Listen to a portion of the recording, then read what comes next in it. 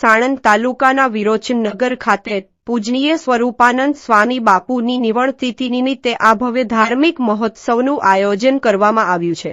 આ મહોત્સવ 5 માર્ચથી 11 માર્ચ દરમિયાન શ્રી સ્વરૂપાનંદા અને રાજુભાઈની વાડી વિરોચનનગર ખાતે ભક્તિભાવપૂર્વક યોજાઈ રહ્યો છે। મહોત્સવ દરમિયાન પ્રખ્યાત કથાકાર શ્રી રમેશભાઈ ઓઝા દ્વારા દરરોજ બપોરે 3 થી સાંજે 6 વાગ્યા સુધી શ્રીમદ ભાગવત કથાનું રસપાન કરાવવામાં આવશે। સાથે આચાર્ય કિશનભાઈ મહેતાના માર્ગદર્શન હેઠળ દરરોજ સવારે 8 વાગ્યાથી સાંજે 6 વાગ્યા સુધી સાપ્તાહિક શ્રી વિષ્ણુ મહાયજ્ઞનું આયોજન કરવામાં આવ્યું છે। મહોત્સવના પ્રારંભે 5 માર્ચના રોજ બપોરે 1:30 કલાકે ભવ્ય પોથી યાત્રા કાઢવામાં આવી હતી, જેમાં મોટી સંખ્યામાં ભક્તજનોએ ભાગ લીધો હતો। મહોત્સવ દરમિયાન વિવિધ ધાર્મિક પ્રસંગોની ઉજવણી સાથે સાંસ્કૃતિક સંધ્યાનું આયોજન પણ કરવામાં આવ્યું છે। લોકકલાના કલાકારો ભક્તિમય વાતાવરણ નિર્માણ કરશે। પ્રસિદ્ધ કલાકાર સાઈરામ દવે દ્વારા શબ્દ સાધન કાર્યક્રમ રજૂ કરવામાં આવશે। 7 માર્ચના રોજ માયાબાઈ આહી, પોસમાણની, આમિર મીર અને વિમલ મહેતા જેવા કલાકારો સંતવાણી રજૂ કરી ભક્તોને ભક્તિરસમાં તરબો કરશે। આ સમગ્ર કાર્યક્રમનું આયોજન સ્વરૂપાનંદ સ્વામી સત્સંગ મંડળ તેમજ રાજુભાઈ અને પ્રકાશ બારડ દ્વારા કરવામાં આવ્યું છે। Cameraman Afzal Khan Pathan, reporter Bahelol Malek, Sanand.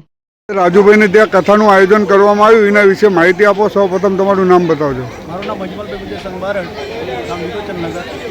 આજરોજ વિરોચનનગર ગામે ભાઈ શ્રી રમેશભાઈ ઓઝા દ્વારા એના કંઠેથી શ્રીમદ ભાગવત કથાનું આયોજન તારીખ 5 થી તારીખ 12 સુધી રાખેલ છે। એમાં રાજુભાઈના ગુરુ સ્વામી સ્વરૂપાનંદજીની આજે છઠ્ઠી પુણ્યતિથિ છે। એના નિમિત્તે દર વર્ષે અહીંયા કાર્યક્રમ થાય છે। આ વખતે ભવ્ય કાર્યક્રમ રાજુભાઈ દ્વારા અમે સદગુરુ સ્વામી સ્વરૂપાનંદના સત્સંગી ભાઈઓ દ્વારા આયોજન કરવામાં આવ્યું છે। રાજુભાઈ દ્વારા અહીંયા એક વિષ્ણુ મહાયજ્ઞ પણ ચાલુ છે અને કથાનું રસપાન કરવા માટે આજુબાજુના ગામમાં જે હજારો લોકોને ભોજન પ્રસાદની પણ વ્યવસ્થા કરેલી છે। ત્યાં કરી આખી એક ટેન્ટ સિટી કરી કે જે બહારથી જે કોઈ લોકો આવે એને રહેવા માટેની પણ વ્યવસ્થા કરી છે। સવાર 20 થી 25,000 માણસો જમે એની વ્યવસ્થા પણ કરવામાં આવી। કેટલા દિવસ કથાનું આયોજન છે? આયોજન 7 દિવસનું છે, તારીખ 5 થી 12। કેટલા લોકો જોડાશે? કોણ કોણ આવવાનું છે? આજે રાજકીય માણસો આવશે, સાધુ સંતો આવશે, દરેકને આમંત્રિત કરેલા છે।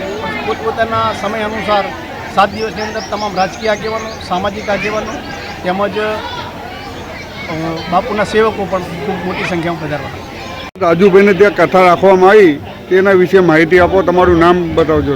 મારું નામ ગોવિંદભાઈ બારડ, રાજુભાઈનો મોટો ભાઈ। આ રાજુભાઈના બાપુને પહેલી વખત એક ગામના ઝાંપે મુલાકાત થઈ। બાપુએ એવું કીધું કે મને તું મઠ લઈને મૂકવા આવીશ ભાઈ। બાપુ એમના મૂકવા રાજુભાઈને બાપુ લઈને મૂકવા ગયા એટલે બાપુને પૂછ્યું કે રાજુભાઈ કે તમારે કેટલે જવું હોય? બાપુ કે મારે સ્ટેશન જવું હોય। એમ કરતાં કરતાં બાપુને પૂછ્યું કે તમારે ક્યાં જવું છે? તો ઠેઠ બાપુના લીમડી લઈ છે અને લીમડીથી સીધા પાલિતાણા પહોંચી ગયા અને પાલિતાણા પહોંચી ગયા પછી બાપુ એવું કીધું કે હવે હું તમારા ઘરે આવીશ। એ પછી બાપુ આવ્યા અને પાટણની અંદર એક ઠક્કર જે આપઘાત કરવા ગયા હતા એમના બાપુએ પારો આલ્યો હતો। એ બાપુએ આમને કીધું મારી હારે ચાલ, એ પારો ભાઈ રાજુભાઈને આપ્યો અને રાજુભાઈ બરોબર લઈને બહાર આવ્યા, વગડામાં પારો નાખી દીધો અને પૂછ્યું કે ત્યાં શું કર્યું?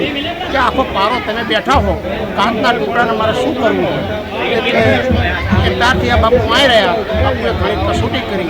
બાપુએ બે અમારા જોડે વિરમગામ જતા મારા બેનની જોડે તો અહીંયા લલીબેન છે, એ લલીબેન રોવા મંડાણા। પૂછ્યું કે કેમ રોવો છો? કે મારા છોકરા ભણેલા હોય પણ એને નોકરી, તારા 2 છોકરા સાહેબ થશે અને 135ની બેન્ચમાં 2 સાહેબો થયા જ આજે અહીંયા ભગવાનની કૃપા કરી અને ભગવાનની આશીર્વાદથી એ પોતે મોટા એક ફરિયાદમાં અને એક સિદ્ધપુરમાં આ બધા કિસ્સા બાપુએ કર્યા। બાપુએ રાજુભાઈની કસોટી કરી અને રાજુભાઈ કસોટીમાં સફળ ઉતર્યો। આજે રાજુભાઈ બાપુની કૃપાએ આ એક ભાઈશ્રીની કથા કહેવરાઈ રહ્યા અને આપ સૌ નિહાળી રહ્યા। અમે ખેડૂતના દીકરા, આ અમારું કાર્ય નથી, ભગવાન કાર્ય કરી રહ્યા।